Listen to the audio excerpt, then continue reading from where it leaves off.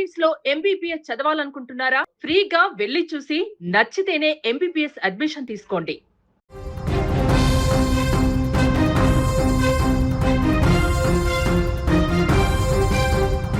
ప్రేమ ఇద్దరిని ఒకటి చేస్తుంది, కానీ అదే ప్రేమ చట్టాన్ని, బంధాలను, చివరికి ప్రాణాలనే బలి తీసుకుంటే ఉత్తరప్రదేశ్లోని మీరట్లో వెలుగులోకి వచ్చిన ఈ కేసు వింటే గుండె ఒక్కసారిగా ఆగినంత పని అవుతుంది.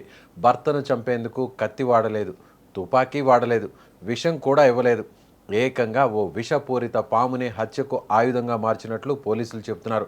బయటకు చూస్తే సంతోషంగా కనిపించిన కుటుంబం, కానీ ఆ ఇంటి గోడల మధ్య నడిచిన రహస్య ప్రేమ కథ చివరకు ఒక ప్రాణాన్ని బలి తీసుకుందని దర్యాప్తులో తేలింది. వెన్నులో వణుకు పుట్టించేలా ఉన్న ఈ క్రైమ్ స్టోరీలో అసలేం జరిగిందో చూద్దాం. అది ఉత్తరప్రదేశ్లోని మీరట్ జిల్లా.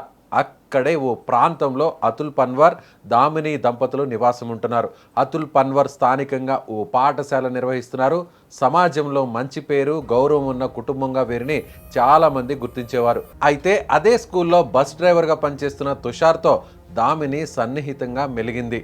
ఆ పరిచయం రాను రాను వీరి మధ్య వివాహేతర సంబంధంగా మారిందని దర్యాప్తులో వెల్లడైంది. పోలీసుల కథనం ప్రకారం తమ సంబంధానికి భర్త అతుల్ అడ్డుగా ఉన్నాడని భావించిన దామిని, తుషార్ ఇద్దరు అతన్ని శాశ్వతంగా తొలగించాలని ప్లాన్ గీసినట్లు పోలీసుల విచారణలో తేలినట్లు తెలుస్తోంది. కానీ హత్య చేస్తే అనుమానం వస్తుందని భావించిన నిందితులు సహజ మరణంలా చిత్రీకరించేందుకు ఒక భయంకరమైన ప్రణాళిక సిద్ధం చేసుకున్నారు. తుషార్ తన స్నేహితులు సోను, ఉదయ్ సహాయంతో ఒక విషపూరిత పామును తెచ్చుకున్నట్లు ఆరోపణలు వస్తున్నాయి. ఆ తర్వాత సరైన సమయం కోసం ఎదురు చూశారు. ఆ రోజు కూడా రానే వచ్చింది.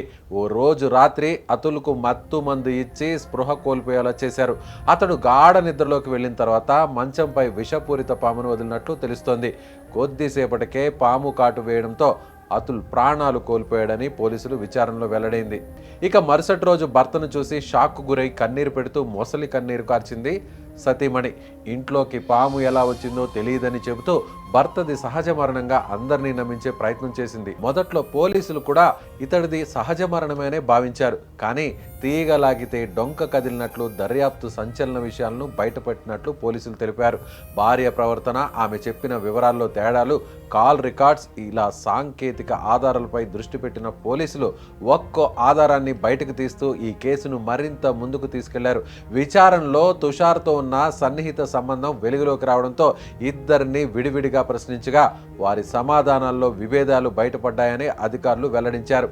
దీంతో విచారణను మరింత లోతుగా చేసిన పోలీసులు తుషార్ స్నేహితులు సోను, ఉదయ్ల పాత్రను కూడా గుర్తించినట్లు తెలిపారు. చివరకు దర్యాప్తులో లభించిన ఆధారాల ఆధారంగా నిందితులను అదుపులోకి తీసుకుని విచారించగా వివాహేతర సంబంధం కోసమే ఈ కుట్ర పన్నినట్లు నిందితులు ఒప్పుకున్నారని పోలీసులు వెల్లడించారు. ఈ ఘటన స్థానికంగా తీవ్ర కలకలం రేపింది. ఒక కుటుంబం క్షణాల్లో చిన్నాభిన్నం కావడం, అంతేకాదు హత్యకు ఇంత విచిత్రమైన పద్ధతిని ఎంచుకున్నారనే విషయం ఇప్పుడు అందరినీ షాక్ గురిచేస్తుంది.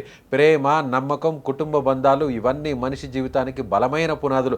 కానీ వాటిలో నమ్మకం దెబ్బతింటే పరిణామాలు ఎంత భయంకరంగా ఉంటాయో ఈ ఘటన మరోసారి గుర్తు చేస్తోంది.